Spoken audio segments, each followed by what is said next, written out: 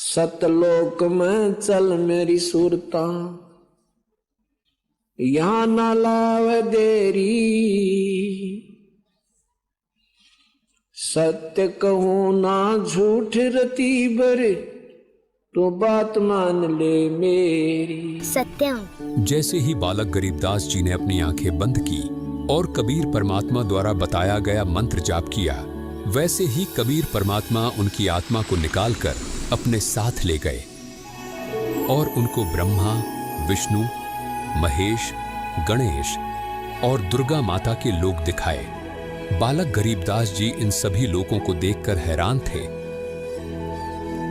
और सोच ही रहे थे कि ये सब मैं क्या देख रहा हूं। इतने में ही कबीर परमात्मा बालक गरीबदास जी को नरक दिखाने ले गए।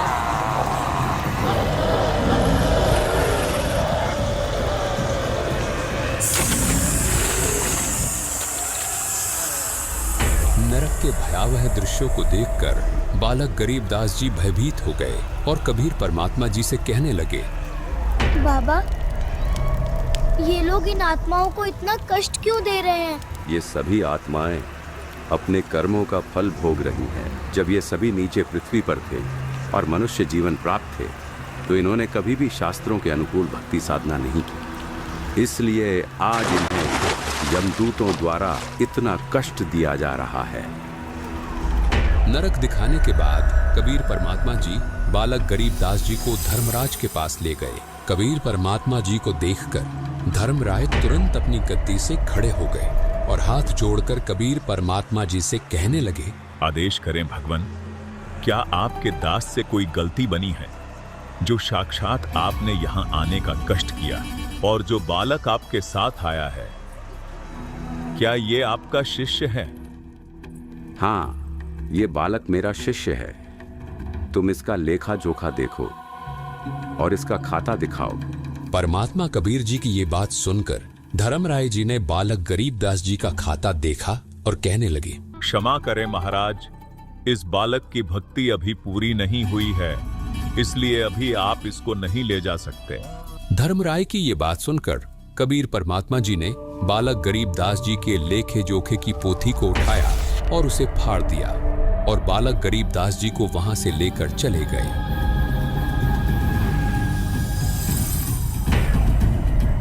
और काल के 21वें ब्रह्मांड में पहुंचे, जहां ये काल ब्रह्म तपस्या पर 1 लाख मनुष्य शरीरधारी प्राणियों के सूक्ष्म शरीर से निकले गंध को खा रहा था। इतना भयानक दृश्य देखकर बालक गरीबदास जी ने परमात्मा कबीर जी का हाथ जोर से पकड़ लिया और कहने लगे, ये कौन है? बेटा, ये काल ब्रह्म है।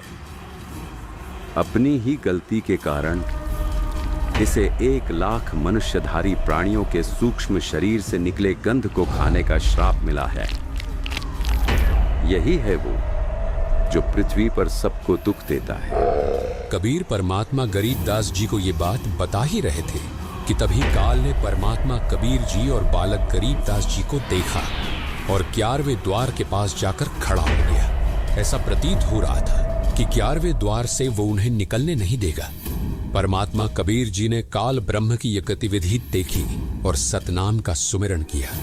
परमात्मा कबीर जी ने जैसे ही सतनाम का सुमरण किया, वैसे ही देखते काल ब्रह्म ने अपनी गर्दन नीचे झुका ली, मानो कोई शक्ति जबरदस्ती काल को नीचे की ओर धकेल रही हो। बेटा, पाँव रख इसके सिर पर। परमात्मा कबीर जी का आदेश पाते ही बालक गरीबदास जी ने ज्योति निरंजन के सर पर पाँव रखा और 11वें द्वार से पार हो गए।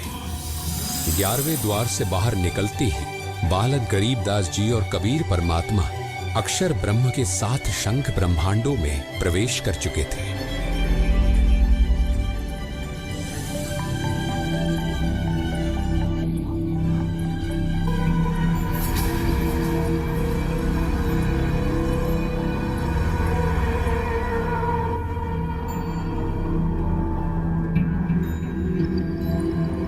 ये मेरे लोक में कौन आ गए? अरे बाबा जी, ये कौन है? बेटा गरीबदास, ये जो तुम्हें सामने खड़ा दिखाई दे रहा है, ये अक्षर पुरुष है। अक्षर पुरुष? हाँ बेटा, अक्षर पुरुष, जिसका वर्णन गीता अध्याय 15 के श्लोक 16 में भी किया गया है। ये ही वो अक्षर पुरुष है जिसको परमात्मा ने 7 शंख ब्रह्मांड दिए हैं। क्या काल ब्रह्म की तरह अक्षर पुरुष भी 8 लाख मनुष्यधारी प्राणी खाता है? नहीं बेटा, परमात्मा ने इसको ऐसा कोई श्राप नहीं दिया। अक्षर पुरुष जीवों को नहीं खाता।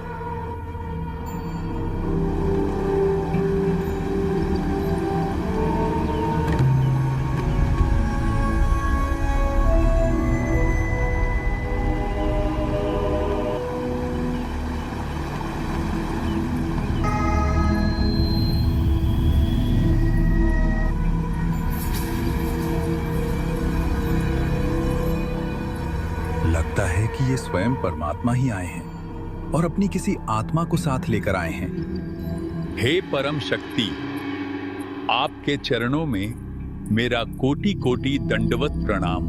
परमात्मा कबीर जी अक्षर ब्रह्म की ओर देखकर मुस्कुराए और बालक गरीबदास जी को साथ लेकर 12वां द्वार पार करके सतलोक में प्रवेश कर गए।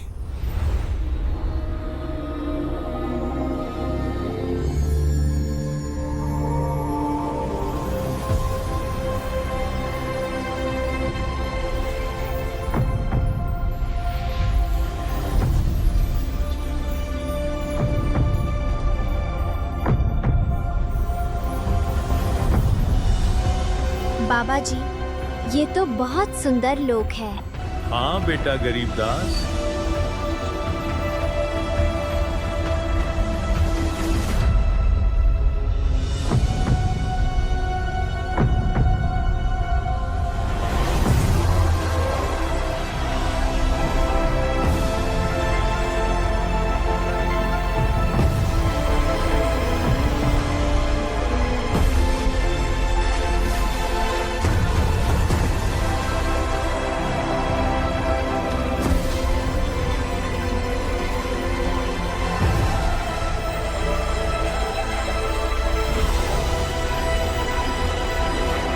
बाबा जी, ये तो हीरे के पहाड़ है ना? हाँ बेटा गरीबदास।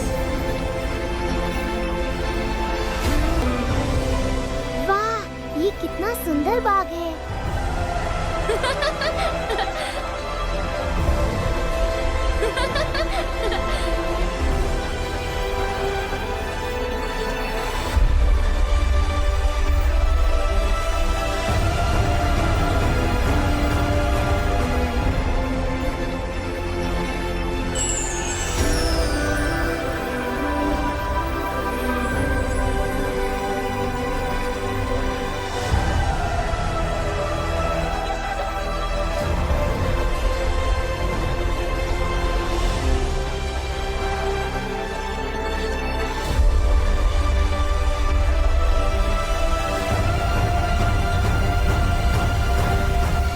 जिंदा बाबा ने बालक गरीबदास जी को पूरे सतलोक की सैर करवा दी थी और अंत में उन्हें सतलोक के उस स्थान पर ले गए जहां वे स्वयं पूर्ण परमात्मा रूप में विराजमान थे।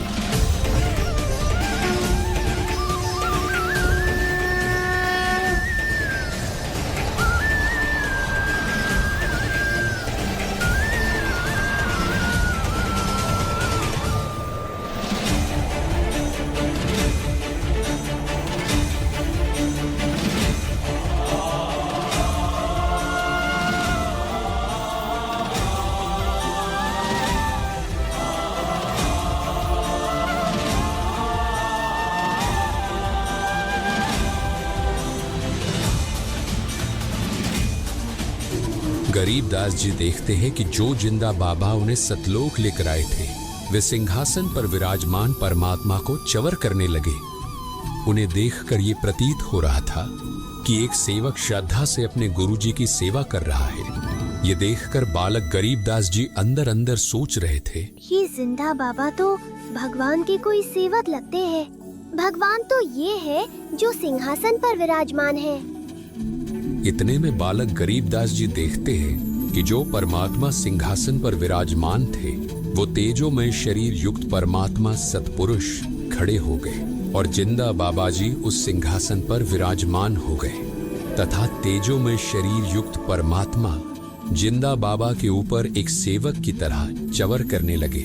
बालक गरीबदास जी ये अद्भुत दृश्य देखकर अचंभित हो गए और मन ही मन सोचने लगे, ये जिंदा बाबा तो अवश्य ही कोई विशेष व्यक्ति है जो साक्षात भगवान इन पर च्वर कर रहे हैं। बालक गरीबदास जी इतना सोच ही रहे थे कि तभी देखते ही देखते तेजोमय शरीर युक्त परमात्मा जिंदा बाबा के शरीर में समा गए और केवल जिंदा बाबा ही सिंहासन पर विराजमान रहे तथा च्वर स्वयं ही जिंदा बाबा के रूप में विराजमान परमात्मा के ऊपर होने लगा। आग गए ना बावड़े रहते भी सब जाही,